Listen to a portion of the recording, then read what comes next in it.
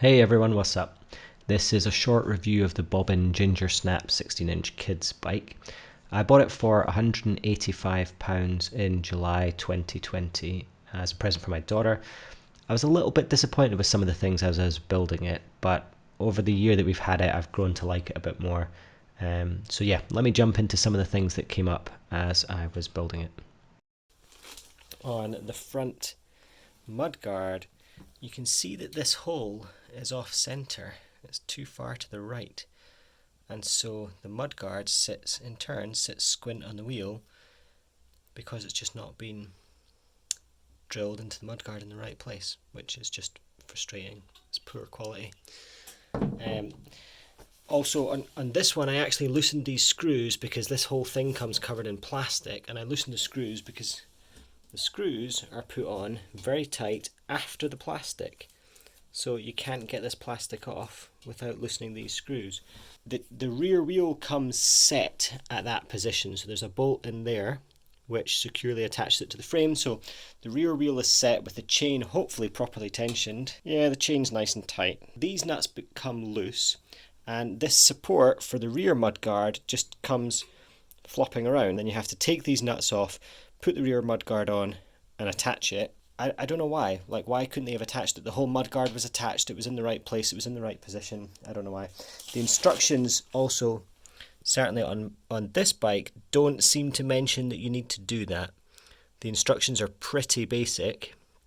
I love this bit. Basic tools are supplied with your bike. We recommend investing in good quality bike tools for assembly and maintenance, i.e. the tools that we are giving you with the bike are not good enough to assemble the bike.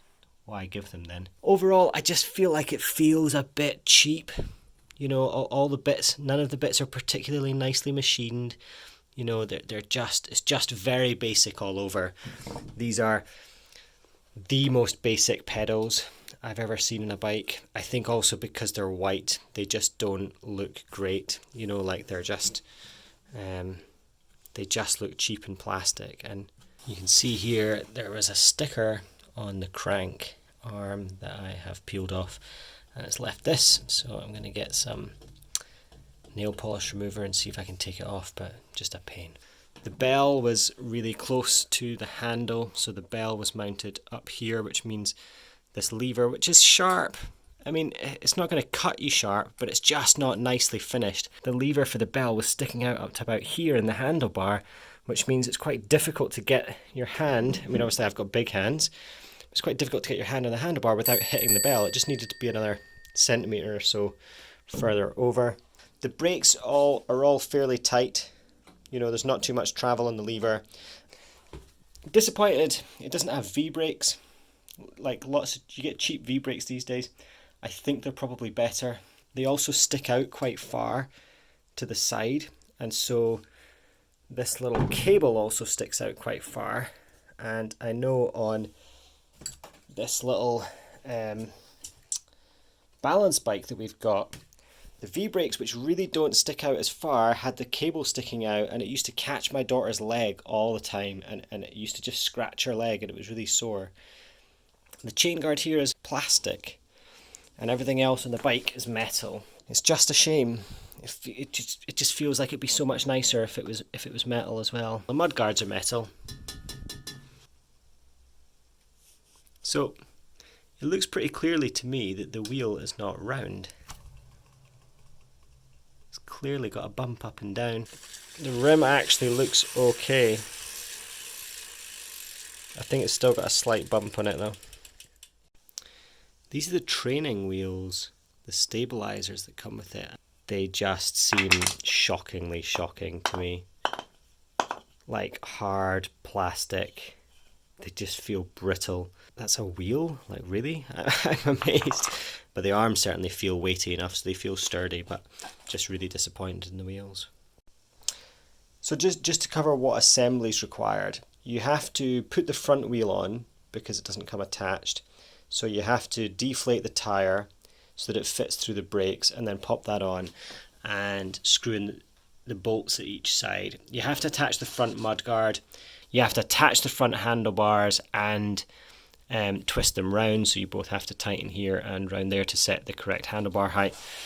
You have to put the seat in, you have to put both the pedals on, and I had to attach the rear mudguard stays or supports. I also pumped up the tires because the tires were low, but I mean, I think that's expected. None of the parts, like, you know, the brake levers don't look amazing quality. You know, they've got this kind of, they're just poor casts there, you know, it's just all a bit, it doesn't feel great. But yeah, on the whole, the saddle looks nice actually, and I've not put the basket on yet. The basket was the first thing that I looked at, and I remember taking it out of the box and feeling a bit disappointed at the, what I assume is faux leather. It certainly feels and looks like plastic or PU. And now that we've actually got the basket fitted, you can see the straps are like way too long and they just kind of dangle there, and it just looks a bit strange. Okay, so 1 year later, what do I think? I think it's a cool bike. My daughter gets loads of compliments on it, and it's like she's riding on sunshine. Some of the quality issues with building it aren't an issue day to day, but some are kind of annoying. Actually, for me, the most annoying is the rear reflector, which is mounted off center on the mudguard, and every time I'm walking along behind her, I notice that, and it just looks bad. Ultimately, I think Bobbin is a pretty cool brand, but I think the bike is a little bit style over substance. And that said, it does the style bit really well, and it looks pretty cool. Would I buy it again at £185? Probably, but I think I'd have a bit lower expectation going in. Thank you so much for watching. I hope you've enjoyed the video. If you have, then smash that like button and hit the subscribe button to help me get to 1,000 subscribers, and tell me what you liked in the comments below. If you've not enjoyed the video, then tell me why in the comments and hit that thumbs down button twice.